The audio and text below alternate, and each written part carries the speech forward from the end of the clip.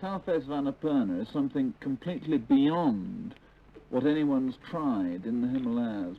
A lot of people said, oh, it's impossible. But I wouldn't have wanted to go and just climb another mountain, even a hard mountain, which was just repeating an experience. Chris Bonington, leader of the Annapurna expedition. For Bonington, climbing a great mountain was no longer enough. He wanted to climb Annapurna by the most difficult route, the South Face.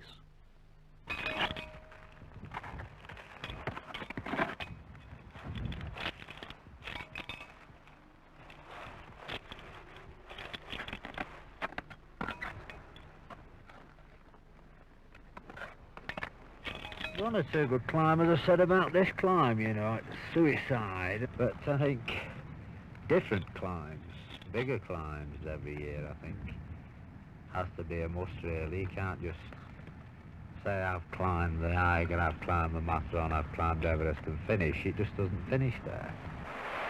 Don Willans, deputy leader, 36 years old, a plumber from Lancashire.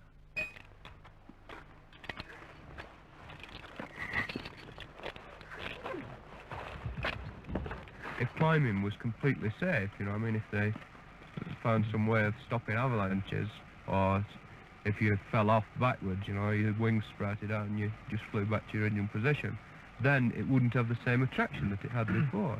But it's, I should imagine, for a car racer or a steeple jockey, he's taking calculated risks, which he knows that he can control. It's just the occasional time that something happens and there's an uncalculated risk, and this is the thing that generally kills people. Mick Burke, 28 years old, another northerner, a student at a film school.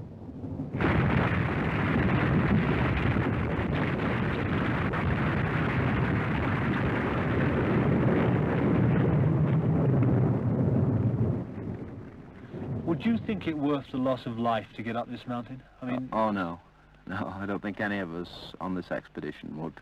I think if there was a casualty at all, you know, it would be a question of withdrawing altogether. Ian Clough, 30, climbing instructor. His wife is also a climber. Ian Clough, reckoned the safest of mountaineers by his fellow climbers. We all do know each other very well, and it'd be more than just, you know, a soldier being shot next to on the battlefield sort of thing. 4 of the 10 climbers attempting the south face of Annapurna. Till now, Himalayan mountaineers had looked for the easiest route to the top. Bonington and his team deliberately chose the hardest way up.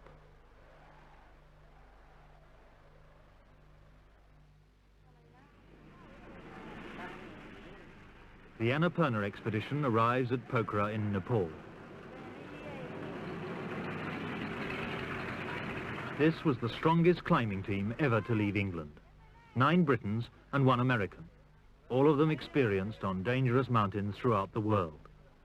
None more so than the Scot, Burke and Haston, the first man up the perilous direct route on the Eiger. Are you professional? No, amateur. No amateurs could have attempted the south face of Annapurna, rising 70 miles away from the airport to a height of over 26,000 feet.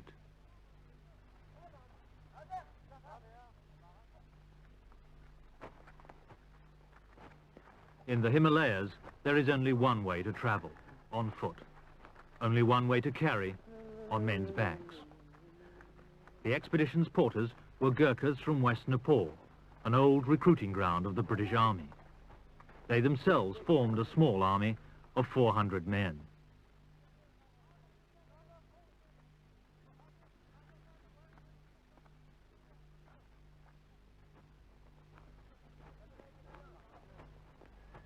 It was the first time any of these porters had been this high in the Himalayas.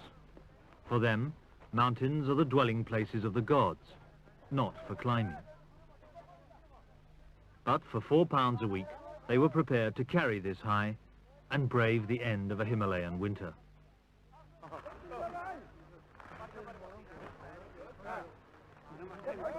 At the end of the 8-day march, the porters returned to their villages. The climbers and Sherpas set up base camp and sent the first men up the mountain.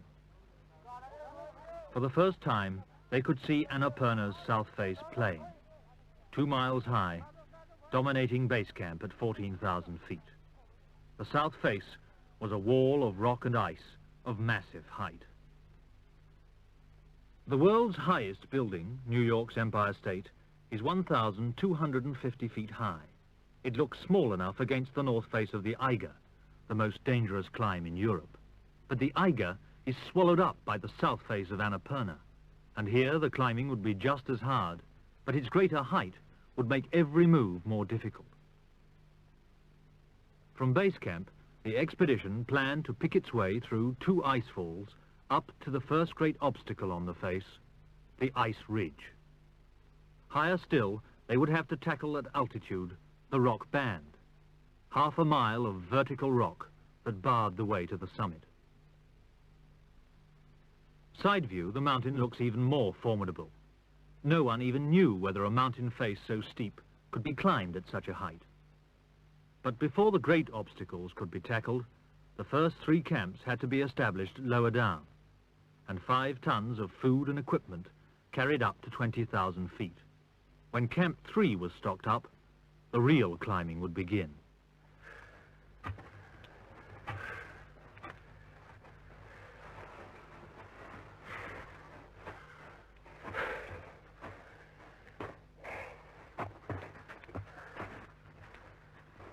In early April, the 6 expedition Sherpas began to carry loads from base camp to camps 1 and 2. There is no quick way up a Himalayan mountain. Day after day, load after load, camp after camp, the supplies have to be slowly forced up.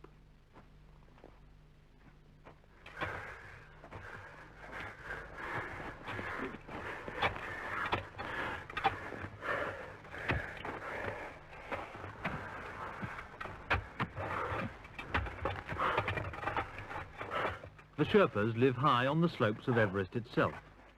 They have worked as high-altitude porters since Himalayan expeditions started 50 years ago.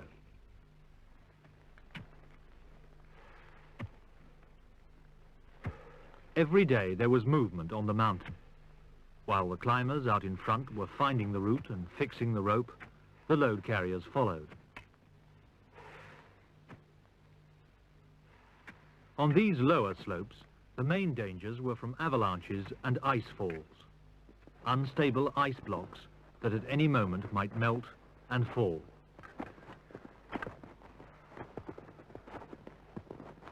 No one liked the journey under these ice cliffs below Camp 2.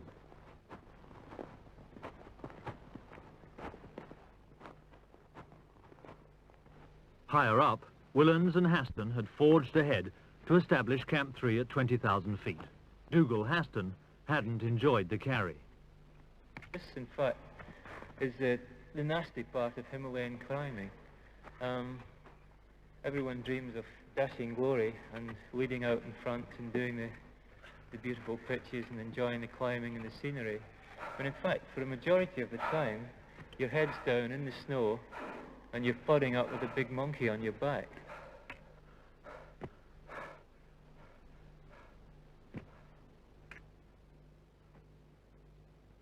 The carry to Camp 3 at 20,000 feet took its toll as the climbers struggled to acclimatize to the thin air. Mike Thompson found it hard going.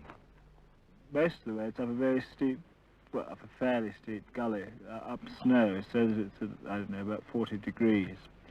And you just walk in the steps of the, if you're lucky, you're walking in the steps of the man in front. If you're unlucky, you are the man in front, making the steps. And there's nowhere very much you can get a rest. You just sort of lean forward on your ice axe and sort of wheeze for half a minute or so, and then plod on for a few more steps.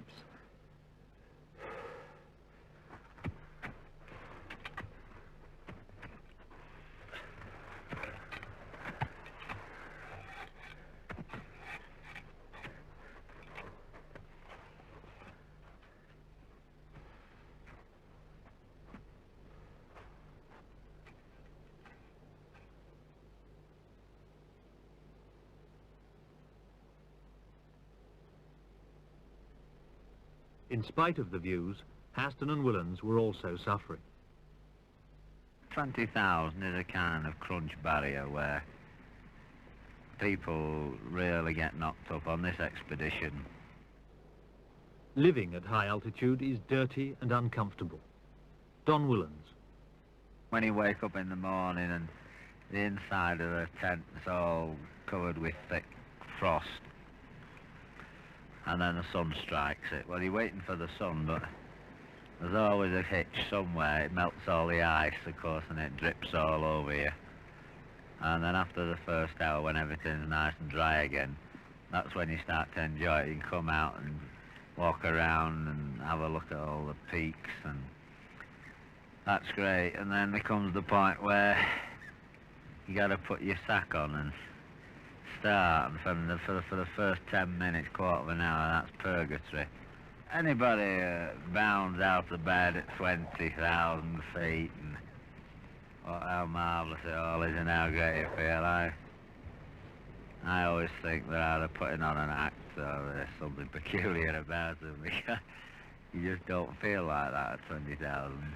And of course, there's all sorts of problems at that altitude. It's very difficult breathing-wise. The air's a bit thin on the ground, and you usually get severe headaches, vomiting, diarrhea, all sorts of things.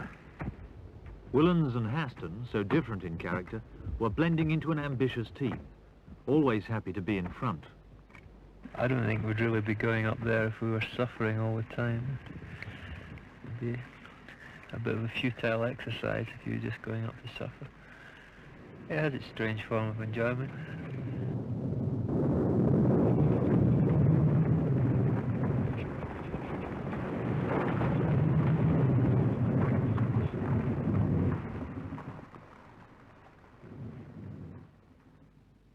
Above Camp 3, it was difficult to find a route free from danger.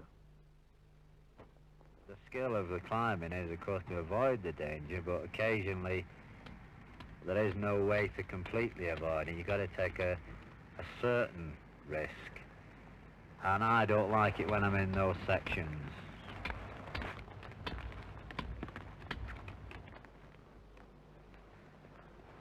To be absolutely perfect, you shouldn't be in a dangerous situation if you've really got your job nailed down, but I'm prepared to take a certain amount of risk.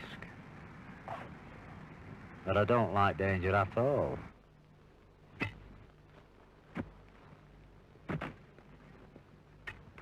Willans and Haston had now found a route up from Camp 3, but it was exhausting. After 7 days, they decided to go down to base camp for a rest. There was half the ice ridge still to be climbed.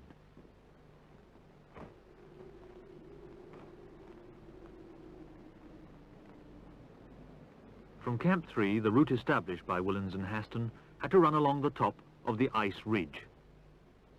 The ice ridge was 1,000 feet high, a series of towers whipped by the wind into a knife edge. The way was along the knife edge and over each tower. It would have been easier to climb round the sides, but dangerous. From the ice cliffs above, avalanches regularly swept down both sides of the ridge.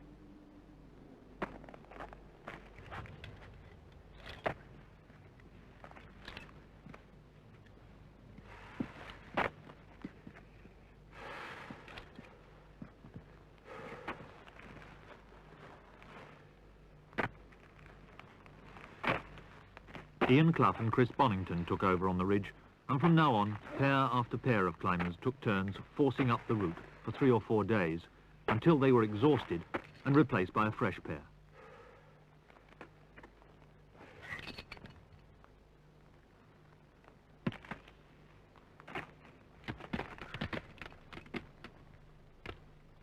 From here on, all climbing was on fixed ropes, using a jumar, a metal clamp that slides up the rope but locks when you pull down on it.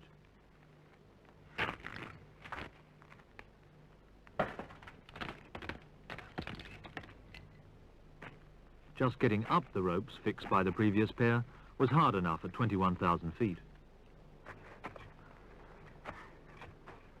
Each day it took Bonington and Clough 3 hours from the camp where they'd spent the night to get to the top of yesterday's ropes. Only then could the real work begin, finding the new route and fixing the rope for it. Progress on some days was down to 100 feet. The ice ridge was proving tougher than anyone had expected.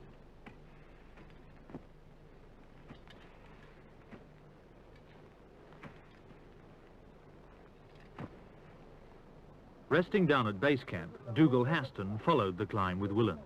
The mornings here were warm, the living easy.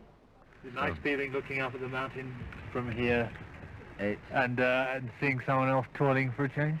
It's lovely because all you see are these little white, little dark figures against the snow. And it looks as if everything's going so smoothly, and yet, you know, they're waist deep in snow and sliding off and sweating and struggling. Just sitting down here watching these little dots moving about, it's very nice. Waiter service here. It was now the turn of Nick Estcourt and Martin Boysen to take over the lead on the ice ridge. Nick and Martin had just left Camp 4. See two small dots just above the site of Camp 4 on the Clough, round an ice bulge. That was the way that we thought would probably be the way.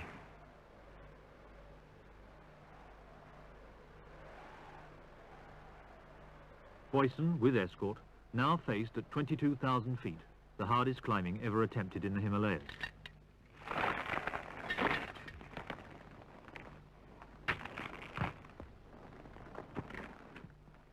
At this altitude, a climber has already lost half his strength, and there were other difficulties. Nick Estcourt. Very often on ridges you can't see where you are going, because you can just see the next tower. You're always just climbing up one tower, and there's a bit of a ledge, and there's another one. And a lot of the time you can just see one tower ahead. It's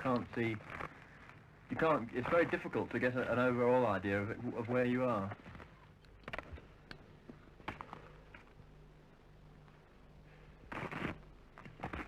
Well, it's very frustrating on the ridge because, you know, as I say, you go around corners and you can't see ahead, and you think it might be easy around the corner. You get your head around the corner, and there's another great mushroom waiting for you. And, you know, it could go on for miles like this, it seems, at the time.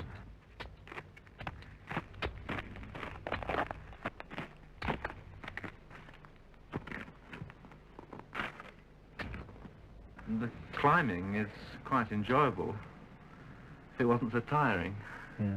And if it wasn't so frustrating that you know, you're wanting to make as much progress as possible to push right up the mountain, but in fact you're just making 100 foot a day or so, you know, which just seems absolutely pathetic. The ridge was yielding, however slowly, but it was now the end of April, and there was only 1 month of good weather left before the Himalayan monsoon made all climbing impossible.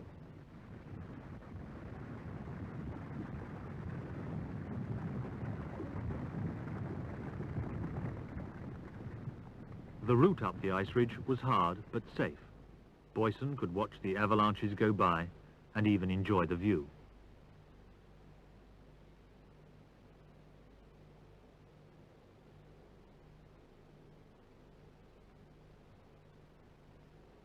The beauty of the mountains partly provided an answer to that old question, why do you climb? Why I climb? I enjoy being in the mountains.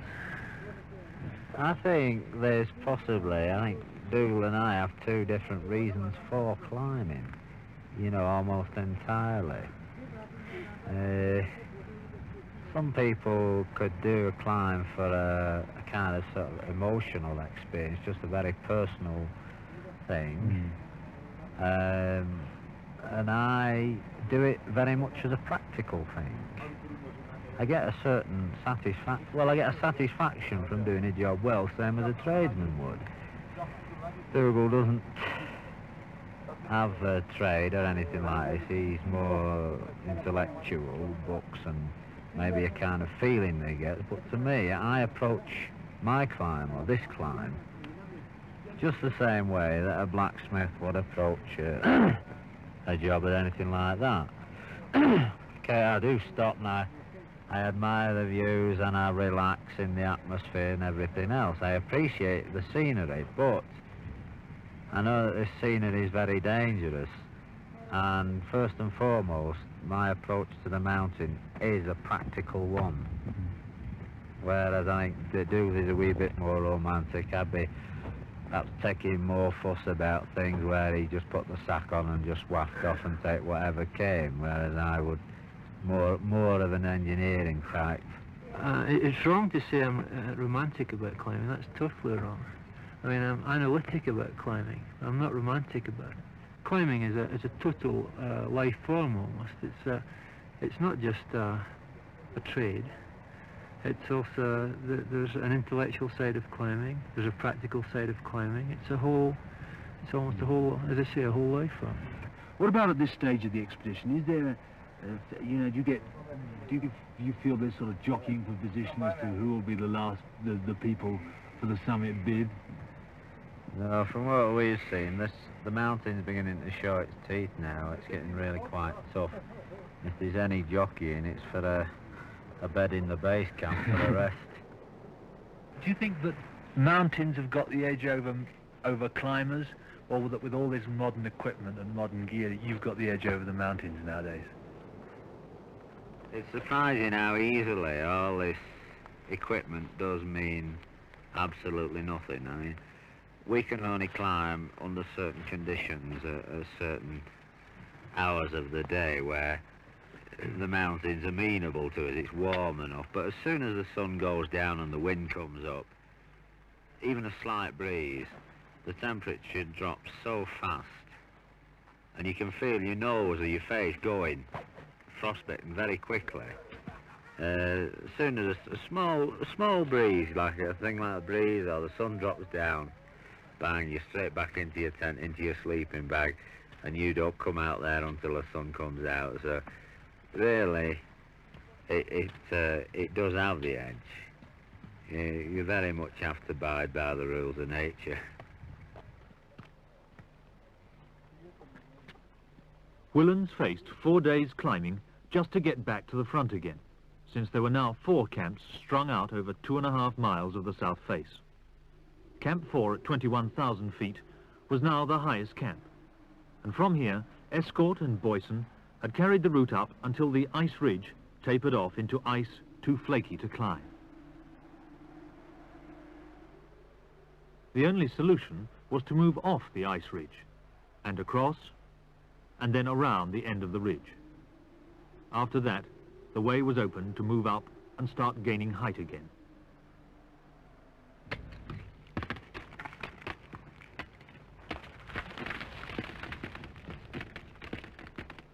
Bonington worked hard to force the route across.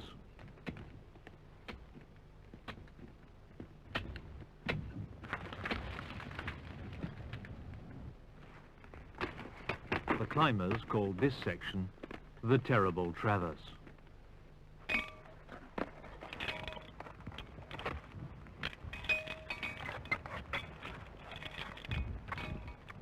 One loose peg here could lead to disaster.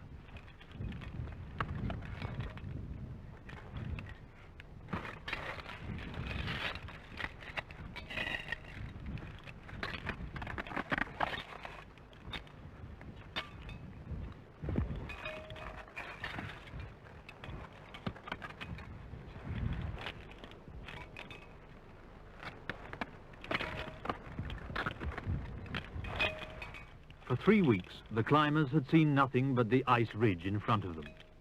Now they could see round the corner. The traverse was crossed. The ice ridge was climbed. But its 1,000 feet had taken nearly a month. It was May the 3rd, which meant about 3 weeks climbing left, with 5,000 feet still to go.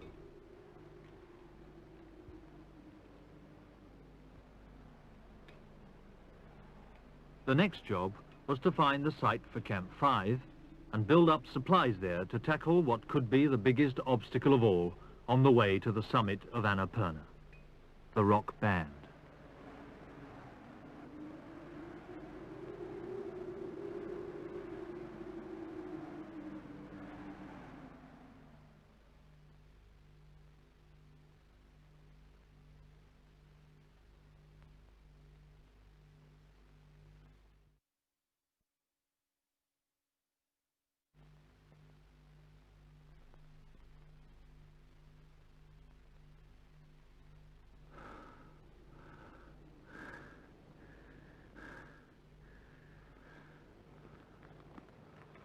The Annapurna expedition had now been on the face for 6 weeks, and even the Sherpa porters were finding it wearing.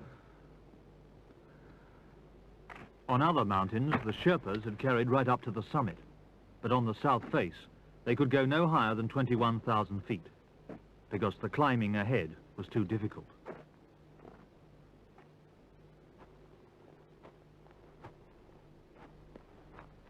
Above Camp 4, all the supplies had to be carried by the climbers. Dave Lambert, the expedition doctor, had come up to help. He had had trouble acclimatizing at high altitude, but every expedition member was now needed high up to keep the lead climbers supplied with food and equipment. Tom Frost from California did some punishing load carrying from Camp 4 across the Traverse.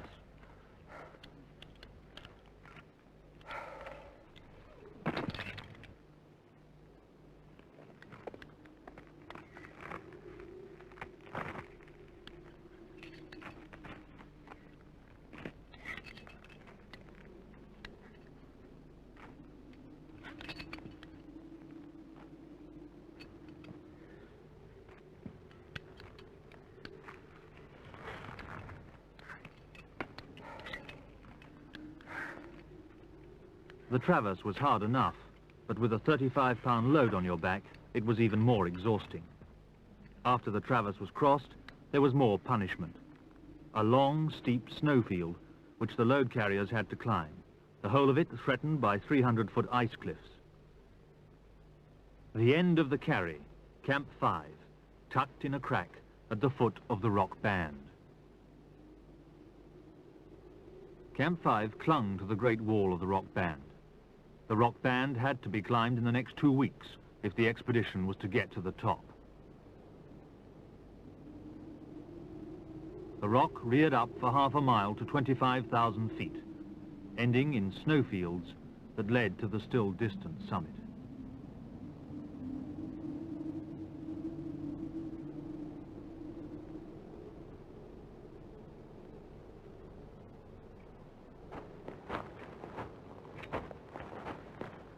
The carry from Camp 4 to Camp 5 was proving too much for climbers who had been working on the face for 6 weeks now.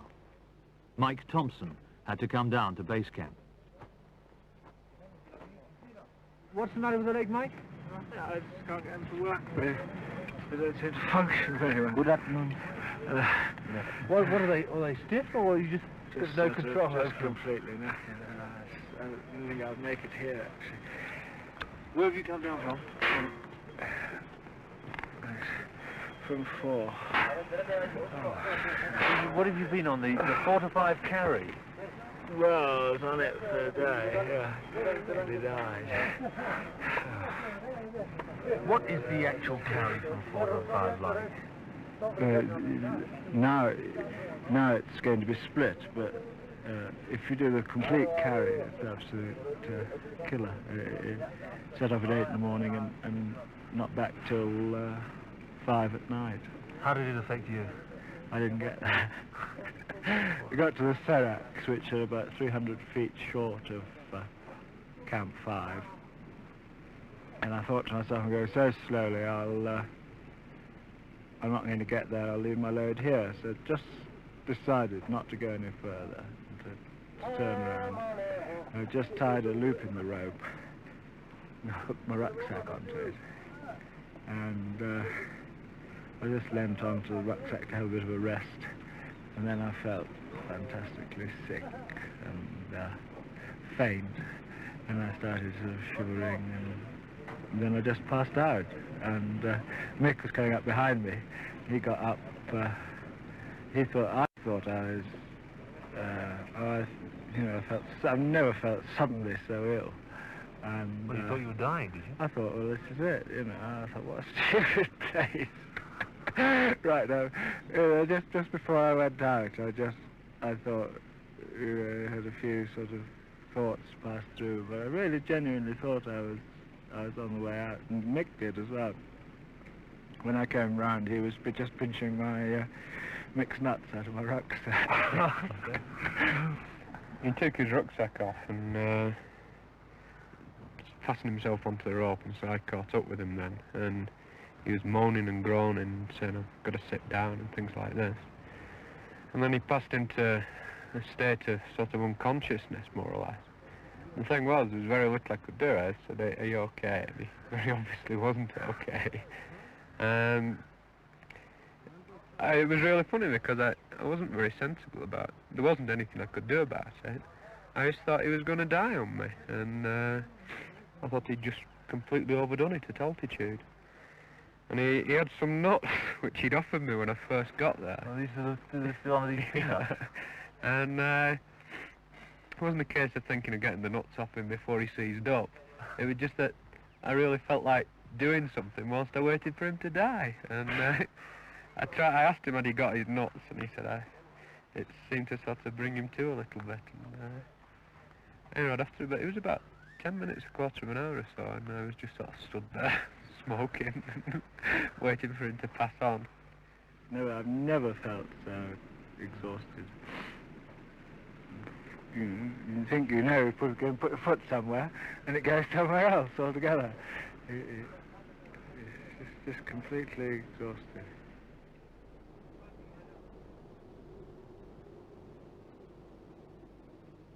On the rock band, Burke and Frost took over the lead.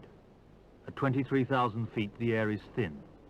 Anyone who had not got used to it would be unconscious in about 10 minutes.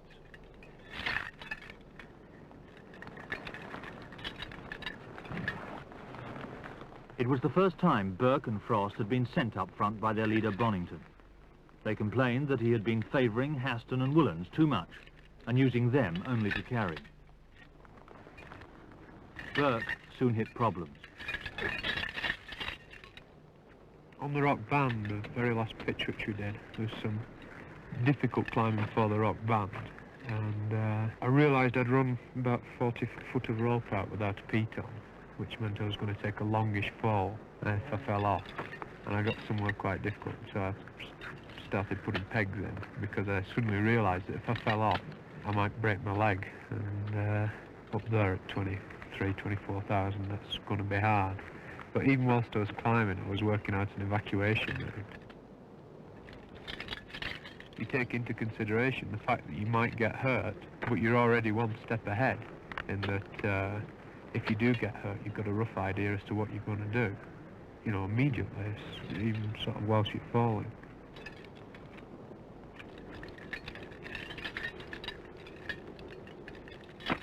The environment is hostile, in that really people shouldn't be there. I mean, the lungs aren't strong enough to be in this position. The minds aren't strong enough. But you are there, so you can't get round this fight. Burke's partner, Tom Frost, is a Mormon. He never drinks tea or coffee. He climbs on lemonade. I do a lot of praying, sincerely I do, but even when the stones have been falling up there, and they come whistling down from the summit several thousand feet above, for some reason I haven't had a bad feeling about it. There's a lot of suffering, obviously, in a big mountain. That's what I don't like about big mountains, is the relatively high percentage of suffering. But you have your rewards.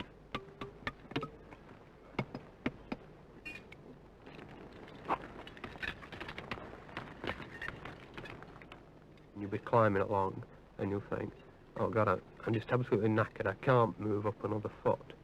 And yet, if you actually stop and think about it, you're not really anywhere near knackered. You know, I mean, you've got lots of strength left. What it is you feel sorry for yourself. You've been going at this for 6 hours now. It's your brain that's tired. The brain's tiring underneath the mental strain of forcing upwards, of not knowing. I mean, you're just completely isolated from the other 500 million people in the world. There's nothing that anybody in the world can do to help you. There's absolutely nothing. You're completely in charge of your own world.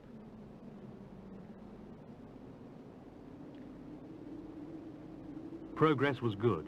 Burke and Frost had pushed halfway up the rock band in 5 days. The expedition was at 24,000 feet, but losing strength fast. How are you, Nick? Hi, Nick. Really? You look pretty tired. Where have you come from, Camp 4? Yeah, today. Nick Estcourt's return left only Bonington at Camp 5 to carry supplies to the two men out front. I just didn't make it to the yesterday, just to like... Where? Well, at Camp 4. Whoa. What? It's so heavy. Not very heavy. Coming downhill. You're disappointed at having to come down, Nick? Yeah, literally, man. Oh dear. But there's no point in me staying up there. I wouldn't have been able to. I was just burnt out. Yeah. What did it? The carrying? Yeah, I mean, I just done 3 weeks, about 21,000 is enough to burn anybody out. Martin Boysen had borne the brunt of the carrying high up with Estcourt. They had no hope now of trying for the summit. How are you feeling? Whacked. Yeah. You, somebody said something about an infection you had, have you? Oh, well, it's just general rundown. Yeah. Hands are all on septic and everything. Oh. What, in the... Blisters and things. Yeah. All at the end of the fingers? Yeah, it just makes it painful to do anything. What about the frostbite? What about the feet? Oh, they're painful as well. Yeah. Taken altogether, it's by far the hardest thing I should think that I've ever been on. I should think there's ever been anyone's ever done. I should think. I can't think there's much to equal it. Things are a bit desperate just at the moment. This weather, you know, it's just... Is the weather bad up there now? Oh, it's shocking, yeah. What sort of weather are you having? I mean, what in the day? What's the pattern? Well, an hour or two of sunlight in the morning, and then it clouds in, and you've got snow, spindrift, all the time, and very, very cold. Are you a bit disappointed at having to come back at this stage when the summit looks sometime, well, days off now? I tell you, I feel so low that I couldn't care less about the summit just at this moment. No?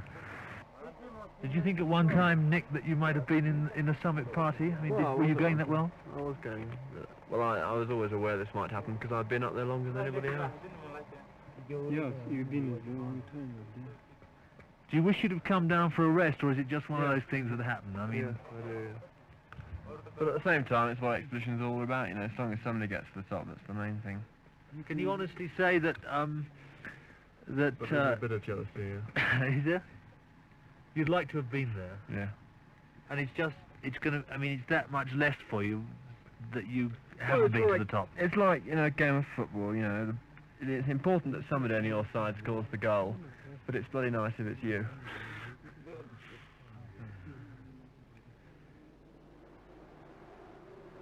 High on the face in the last week of May, Woolens and Haston were pushing up from 24,000 feet, where they'd established Camp 6, to try to find a route to the summit. They were still climbing strongly without oxygen, but the weather had turned against them.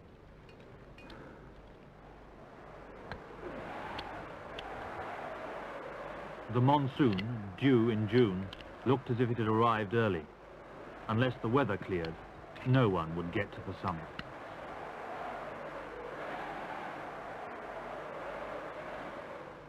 The outlook was bleak when I spoke to Bonington on the radio.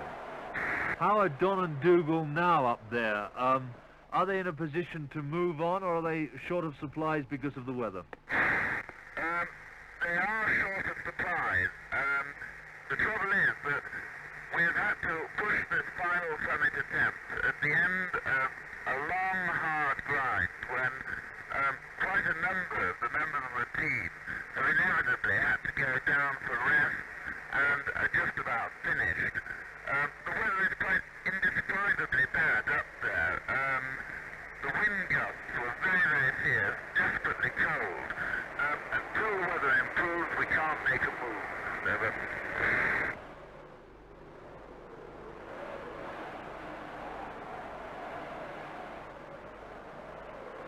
The weather stayed bad, but Woolens and Haston decided to wait no longer.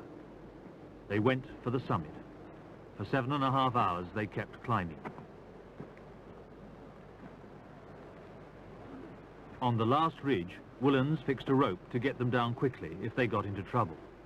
The temperature was 31 degrees below zero. At 2:30 p.m. on the 27th of May, Don Willans stood at last on the summit of Annapurna. The South Face route was complete.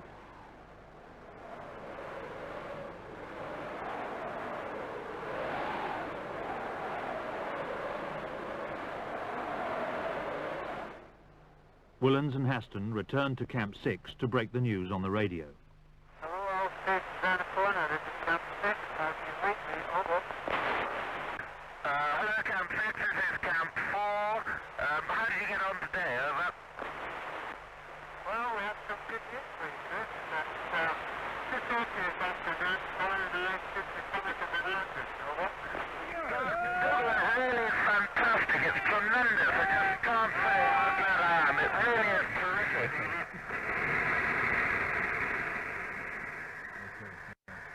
The next day, Willans and Haston would be coming down.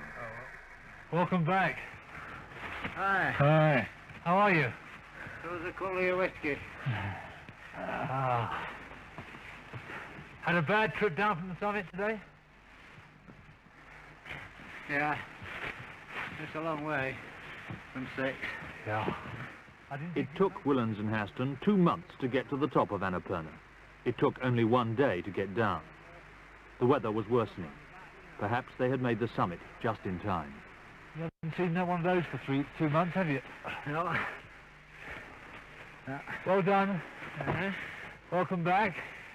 Oh. There you are. Ah, beautiful.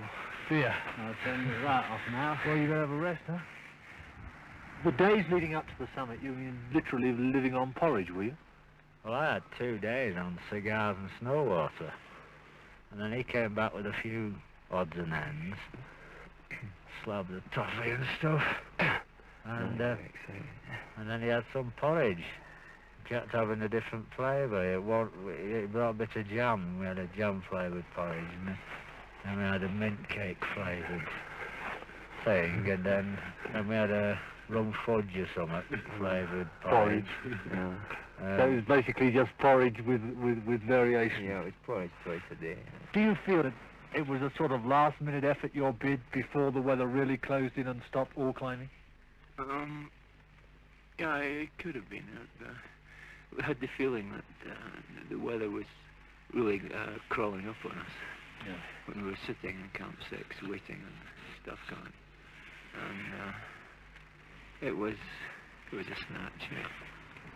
Was there any moment up there when you thought you wouldn't make it, when you thought that people had just run out of steam and that there wasn't enough coming up to you to really do it? That morning, I woke up. Unusual for me. I'd been thinking all night, and I said a few things to Dougal, which, he said, you know, there seems to be the end of the road, the crunch bit. We do it or we don't. We get our finger out. And, Dougal had been in favour of this dash, but I'd not been in favour of it. As a last resort, I was going to do it. But when I got up that morning, I thought, well, this is it. It's last resort morning. Got up very early. It was fantastically cold. Very hard to avoid frostbite, you know. We're actually going very well. No oxygen? No. And you didn't feel the need for oxygen? Well, it wasn't there anyway. Oh, you had no oxygen? No. There was nobody carried up from Camp 5 to you? Nobody. Everybody was really pushed and there was just nothing coming up. So we just went for the summit, and I reached the ridge. It was blowing a howling gale.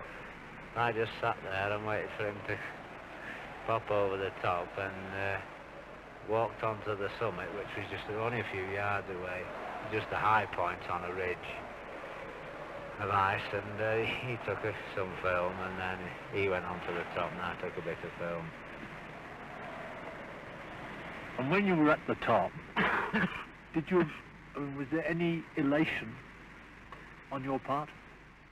There was very little elation because, as I explained before about climbing, you've got to get down, and we still, because of being beaten back 2 days beforehand, really bad weather. I think that was in the back of both of our minds. And I think the first moment of real elation was when we sat back in the tent at Camp 6. Yeah, he was quite chuffed with himself then. What did he say then? Or what did he do? That He said, I feel slightly high. 2 days later, May the 30th, 5 climbers had been left on the mountain to bring down equipment. Now they were expected back at base camp. There was 1 chicken left for the victory dinner.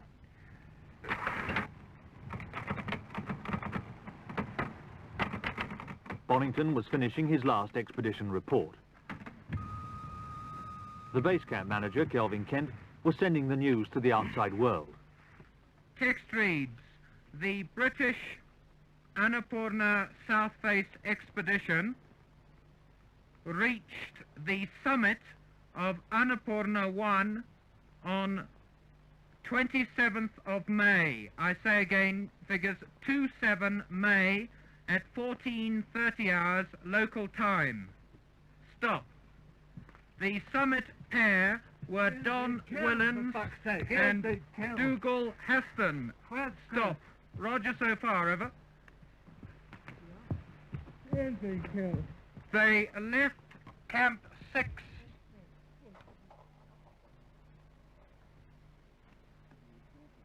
Ian Clough was dead, killed by an avalanche on his way back to base camp. Mike Thompson brought the news. Later, he described what happened. We'd just turned down the slope away from the ice cliff when it was this huge block of ice that suddenly fell. And suddenly there was a tremendous roar as it started to fall. And I suppose we only had about 2 or 3 seconds to do anything at all. We were absolutely directly in the line. We couldn't have been, it's almost as if it was deliberate, as if, you know, there was a charge there and it was just detonated at exactly the moment.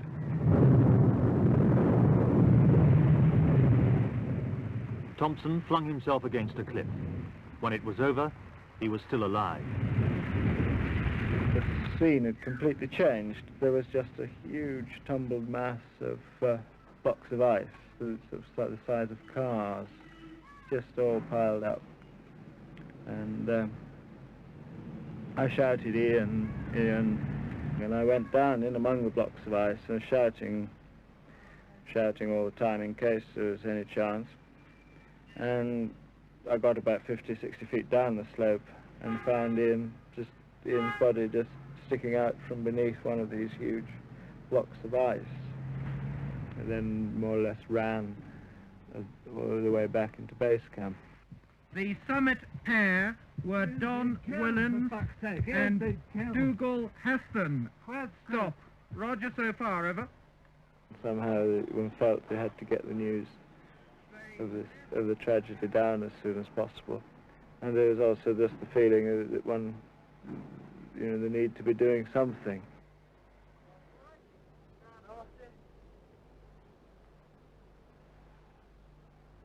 A lump of ice as big as a house killed Ian Clough. Climbers had gone up and down beneath it every day for the last 2 months. They carried the body down for burial at base camp next day.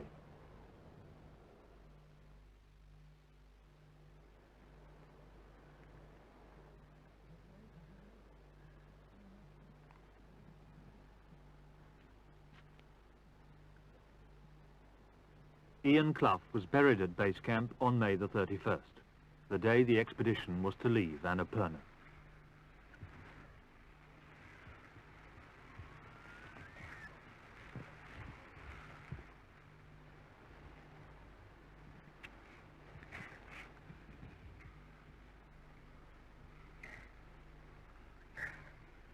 The Sherpas suggested the site for the grave, at the bottom of the rock where Clough had given them climbing lessons.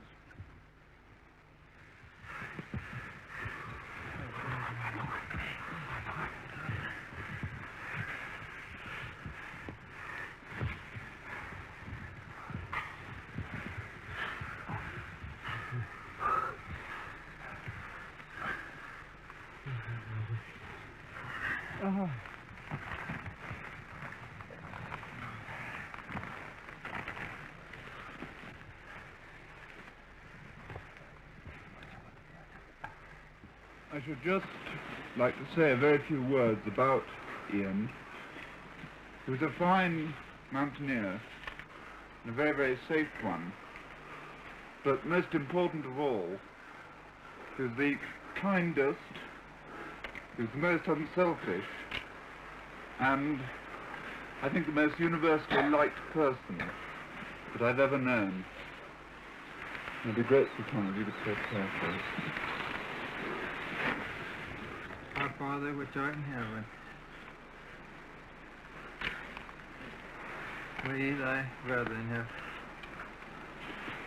gathered here this day by appointment for the purpose of the burial of the body of Brother Ian Clough.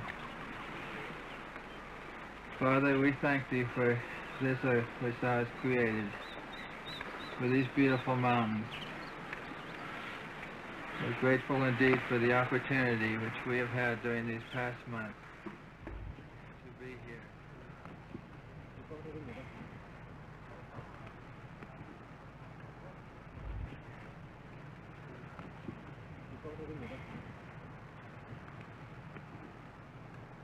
That Clough had died after the South Face had been climbed made it even more bitter to accept.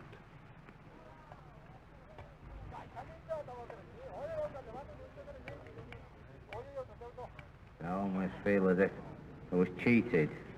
It's almost an unfair type of stroke of bad luck, you know, to be caught right at the end of 2 months' trip within a yard or two either way, and it'd been all right.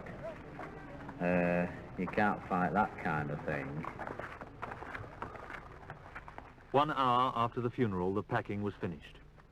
The Annapurna South Face expedition was over. It was time to go home. If you knew at the beginning that you were going to lose somebody, the price is too high, you wouldn't go. But you go with the idea that you might be asked to pay a price, but really you're hoping that you never will be. But I mean, when the price is finally there, it's too much, but there's nothing you can do about it then. If you're a climber and you go climbing, you accept this element of rest. And I think we made this climb as safe as we possibly could. I think we approached it in a sound, a sensible and a thoroughly sane kind of manner. And then you've got this element of risk, which isn't Annapurna, it's the whole risk of climbing. And this is a risk that I think if you go climbing, you've got to be prepared to accept.